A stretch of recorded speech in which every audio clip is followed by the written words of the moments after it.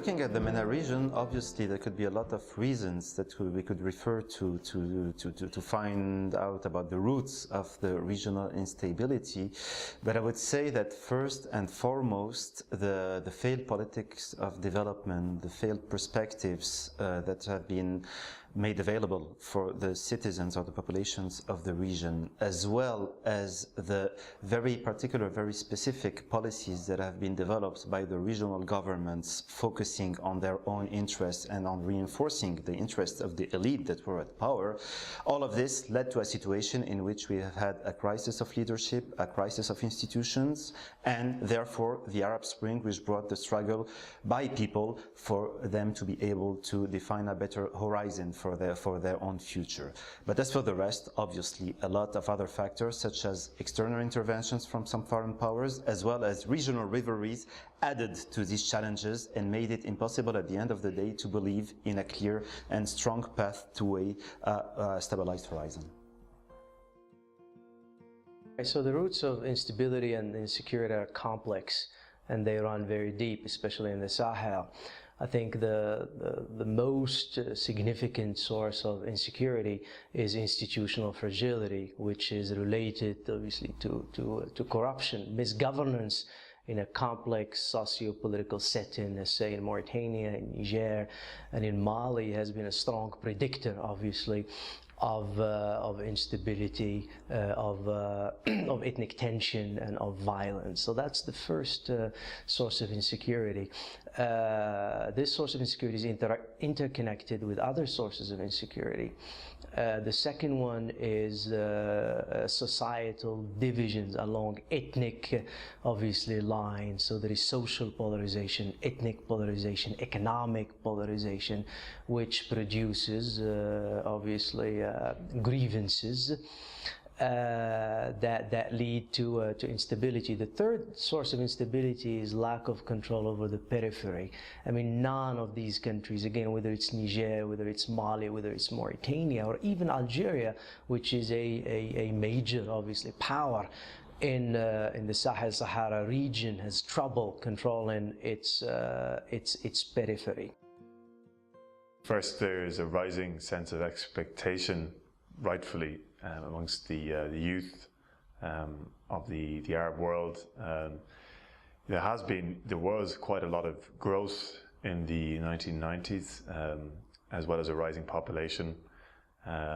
Some living standards did increase vis-a-vis education, for example, albeit not to a standard that allowed the Arab world to compete internationally with educational standards, but this did create a rising sense of expectation, combined with an old-fashioned view, perhaps, certainly in Europe, that the state should provide more opportunity to its citizens in terms of economic rights. What is being said about the terrorist networks, the jihadist networks, and the possibility for something happening in Iraq to have a reflection and a continuity in southern Libya, for example, is something that has a part of reality, because obviously what the Islamic State does in Iraq is connected in the objective and the ideology to what the jihadists, or Ansar al-Sharia, for example, does in southwestern Libya. At the same time, it doesn't mean that we have a multinational company that would be just activating everything, either starting from Mosul in Iraq or from Kabul in Afghanistan. It's more complicated than that. I would say that the main linkage that we have is the potential that is being given for a lot of radical groups to take opportunity of the political void that we have in the region to come and develop their own strategy. And so at the end of the day, what is important for them is to exist per se, eventually to ally the ones with the other, but this one is not guaranteed. More important for them is anyway to expand their presence and to expand their popularity, which is not something easy to achieve at the same time for them.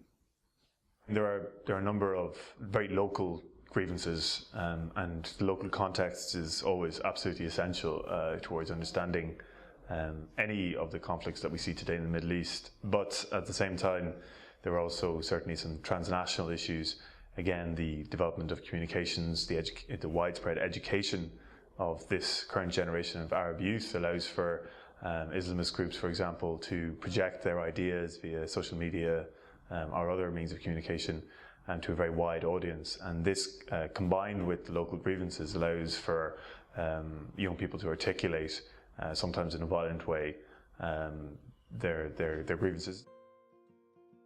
And what we lack, however, is, and we certainly see this with the Arab League in Cairo, is we lack strong regional leaders. I'm talking about the bigger countries perhaps, whether that be Egypt or Saudi Arabia, having a vision of what they want for the region, and working in I suppose, a trans-regional way to come up with innovative diplomatic solutions.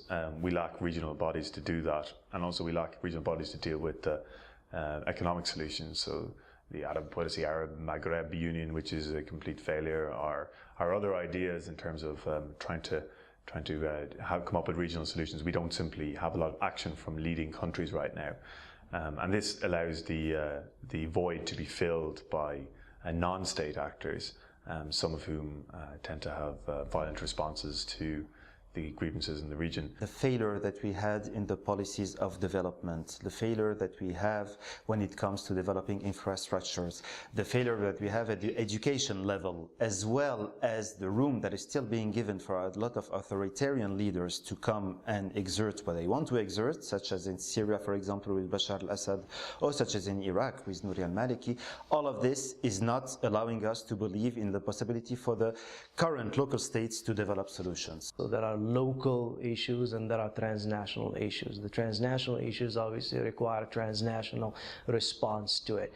The issue of Al-Qaeda and the Islamic Maghreb, of the Murabitun and other associated terrorist group, obviously there has to be a regional component to it.